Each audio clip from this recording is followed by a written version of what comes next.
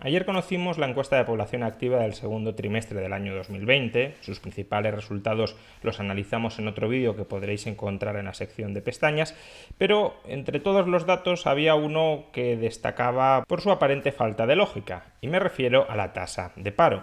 La tasa de paro en España en el segundo trimestre del año 2020 apenas se incrementó del 14,4% al 15,3%. Un incremento de 9 décimas que equivalía a 55.000 nuevos parados. Estamos diciendo que en el trimestre anterior se destruyeron más de 1 millón de empleos, casi 1,1 millones de empleos, y sin embargo el número de parados únicamente aumentó en 55.000 personas. ¿Cómo puede ser esto? ¿Qué lógica tiene? ¿Qué sentido? ¿Qué razón hay detrás de este dato aparentemente poco realista? Bueno, en ocasiones tendemos a pensar que la definición de parado o de tasa de paro es una definición objetiva que no admite ningún tipo de alteración o ningún tipo de ajuste que permitan modificar su resultado. Y esto no es así. La tasa de paro no es más que la ratio entre el número de parados y el número de trabajadores en activo. Y evidentemente, si modificamos la definición de trabajador parado o la definición de trabajador en activo, podemos obtener cálculos distintos de cuál es la tasa de paro. En el caso que nos ocupa, en el caso del segundo trimestre del año 2020, lo que sucedió es algo tan sencillo como lo siguiente. Aunque más de 1 millón de personas perdieron su empleo, y de manera intuitiva tendemos a pensar que perder el empleo equivale a estar parado, esto no es necesariamente así. Oficialmente, y hay buenas razones para hacer esto, se define parado como aquella persona que no tiene un empleo, pero que está buscando activamente un empleo. Si una persona no tiene un empleo porque no lo quiere, porque no lo busca, imaginemos un estudiante que no tiene ningún interés en trabajar, imaginemos una persona muy acaudalada que tampoco quiere trabajar y no está trabajando. Bueno, si un individuo no tiene empleo pero tampoco lo quiere, no lo consideramos parado, lo consideramos inactivo. Y esta es la razón por la que la tasa de paro apenas se incrementó en el segundo trimestre de 2020, porque aunque se destruyeron casi 1,1 millones de puestos de trabajo, la inmensa mayoría, 1 millón de ese 1,1 millón de empleos destruidos, 1 millón de personas, el INE consideró que no estaban buscando activamente empleo durante el segundo trimestre del año. ¿Por qué razón? Pues porque como estábamos en estado de alarma, como la economía estaba hibernando, no había opción, no había posibilidad de encontrar empleo. Y por consiguiente, aunque 1,1 millones de personas perdieron su empleo, no todos ellos, la inmensa mayoría de ellos, se consideró a efectos estadísticos que no estaban buscando un nuevo empleo durante este trimestre y por tanto pasaron a ingresar las listas de trabajadores inactivos o de ciudadanos inactivos y no la lista de trabajadores parados. En consecuencia, si no aumenta el numerador en 1 millón de trabajadores, sino solo en 55.000, aquellos que se consideraron que seguían buscando empleo después de haberlo perdido, la tasa de paro no crece de manera significativa. Sin embargo, esta definición de la tasa de paro no es la única definición posible de tasa de paro que podemos utilizar. De hecho, en Estados Unidos, de manera regular, de manera habitual, estiman hasta 6 definiciones distintas de la tasa de paro. La tasa de paro U1, la tasa de paro U2, U3, U4, U5 y U6. Unemployment 1, Unemployment 2, Unemployment 3, Unemployment 4, Unemployment 5 y Unemployment 6. Son 6 definiciones distintas de tasa de paro, a cada cual más inclusiva, que nos proporcionan información distinta sobre cuál es la situación del mercado laboral estadounidense. Las definiciones más fácilmente comparables con la definición de tasa de paro española o europea son la U3, U4, U5 y U6. De hecho, la U3 es equivalente a todos los efectos a la definición europea. Se define tasa de paro como el número de trabajadores parados, entendiendo por parado aquel que no tiene un empleo pero que lo está buscando activamente, dividido por el número de trabajadores en activo. Luego tenemos la U4, que se obtiene partiendo de la U3 y añadiendo al número de trabajadores parados aquellos que han dejado de buscar empleo porque creen que en la situación en la que se encuentra el mercado laboral en estos momentos no va a ser posible encontrar un puesto de trabajo.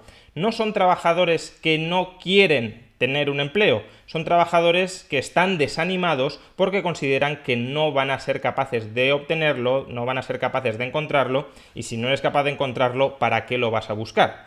Este grupo de trabajadores, en la definición europea, no serían trabajadores parados, sino trabajadores inactivos, trabajadores que no están buscando activamente empleo y por tanto no engrosarían la tasa de paro, que es el equivalente a la U3 estadounidense. Pero en la U4 estadounidense, que es una definición más amplia de tasa de paro, sí se incluye este tipo de trabajadores. La U5 sería partiendo de la U4 y añadiendo todos los trabajadores que en el último año sí estuvieron buscando activamente empleo, pero que en las últimas semanas, por la razón que sea, han dejado de buscarlo. Por tanto, en la U5 no solo se incluiría a aquellos trabajadores que quieren tener un empleo pero que están desanimados y que han dejado de buscarlo, sino a todos aquellos trabajadores que por cualquier motivo han dejado de buscar recientemente empleo, siempre y cuando, eso sí, lo hayan estado buscando durante el último año. Y por último tenemos la U6, que es la definición, digamos, más amplia dentro de los estándares estadounidenses. ¿Qué se incluye en la U6?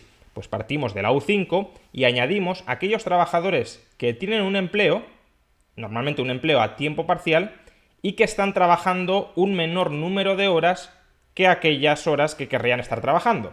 Al fin y al cabo, si una persona querría trabajar 8 horas diarias, pero solo está trabajando 5 horas diarias, pues es un trabajador que en parte está ocupado, pero en parte está parado, porque no ve satisfacer plenamente su oferta de trabajo. Él quiere vender muchas más horas de trabajo en el mercado, pero no consigue venderlas. Por tanto, una parte de las horas de trabajo que vende sí se las compran, pero otra parte de las horas de trabajo que vende no se las compran. Por consiguiente, lo podríamos considerar parcialmente desempleado, parcialmente ocupado, pero parcialmente desempleado. Pues bien, ¿qué sucedería si aplicáramos estas definiciones, estas diversas definiciones de tasa de paro procedentes de Estados Unidos al mercado laboral español en el segundo trimestre del año 2020? Bueno, este es un ejercicio que viene realizando desde hace varios años el economista español Florentino Felgueroso y en este caso también ha efectuado estos cálculos para este problemático, este conflictivo, este doloroso segundo trimestre del año 2020. Pues bien, con la definición U3 de desempleo, la tasa de paro evidentemente coincide con la española, porque ya dijimos que la U3 define el paro en Estados Unidos en los mismos términos en el que queda definido dentro de España. Por tanto, la tasa de paro, según el estándar, según la metodología U3, sería del 15,3%.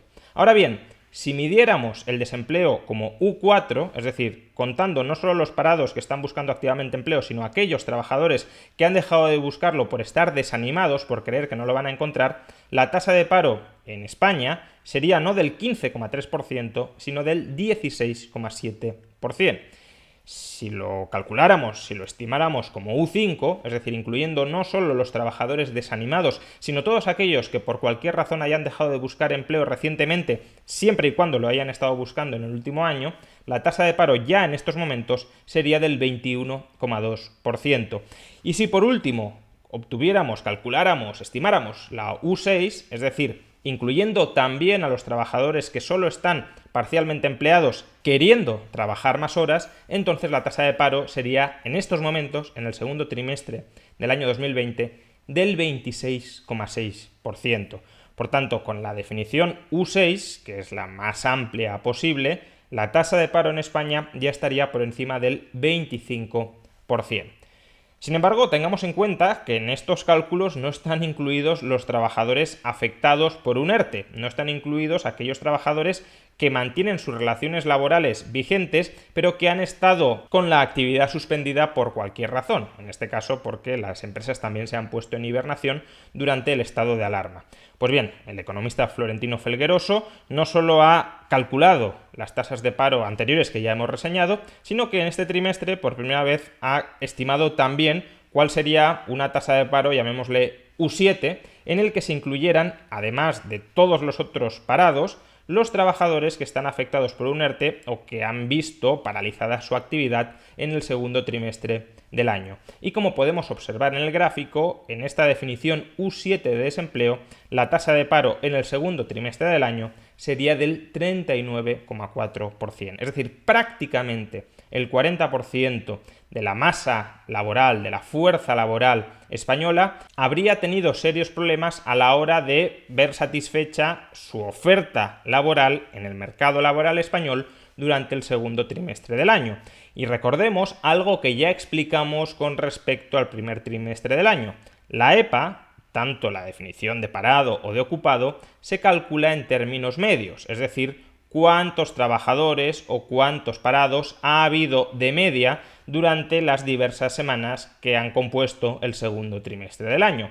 Que en términos medios la tasa de paro, digamos, más amplia, más expansiva, sea del 40%, significa que habrá habido momentos de este trimestre en los que la tasa de paro habrá superado el 60, el 70 o el 80%. ¿Por qué? Pues porque a finales del trimestre, durante el mes de junio, ya se había normalizado bastante la situación económica, los trabajadores afectados por un ERTE ya se habían reducido y habían caído de más de 3 millones de trabajadores a 1,2. Parte de los trabajadores temporales despedidos probablemente hayan vuelto a encontrar un empleo y, por tanto, el número de desocupados, de parados, a la mitad del segundo trimestre habrá sido más baja que durante el inicio de ese segundo trimestre, el mes de abril, cuando hubo una hibernación económica muy dura.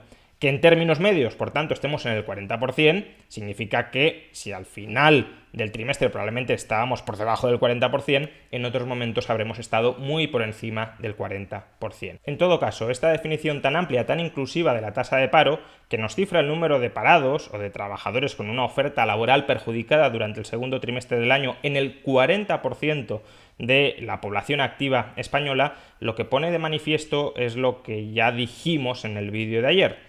En el segundo trimestre de este año hemos vivido un auténtico cataclismo, una auténtica tragedia, un auténtico desastre en el mercado laboral español. Parte de ese desastre se corregirá si no hay rebrotes amplios, si no hay segunda ola dentro de la economía durante los próximos trimestres, pero otra parte no se va a corregir y esas van a ser las muy dolorosas secuelas que vamos a seguir cargando durante los próximos años en el conjunto de la economía y, por supuesto, en el mercado laboral en particular. Son esas secuelas, son esos trabajadores cuya situación va a quedar estructuralmente en desempleo, los que requerirían un plan de choque para fomentar la contratación, para fomentar el empleo dentro de nuestro país. Un plan de choque que pasará por abrir el mercado laboral, por facilitar la contratación y no por entorpecerla ni encarecerla. Por desgracia, no parece que este gobierno tenga en ningún lugar, en ningún momento, encima de la mesa ese plan de choque por la contratación. Más bien, parece que este gobierno está contento con seguir subsidiando la situación de desempleo estructural de millones de españoles sin preocuparse por la reinserción laboral de esos trabajadores. Y, desde luego, vivir en una sociedad donde donde un porcentaje muy significativo de la población no puede acceder de manera estructural al mercado laboral, no puede prestar servicios valiosos para el resto de sus conciudadanos, servicios que el resto de sus conciudadanos valoren lo suficiente como para remunerarles de manera adecuada, es vivir en una sociedad empobrecida, es vivir en una sociedad donde la dependencia del Estado genera siervos y no genera ciudadanos libres y autónomos.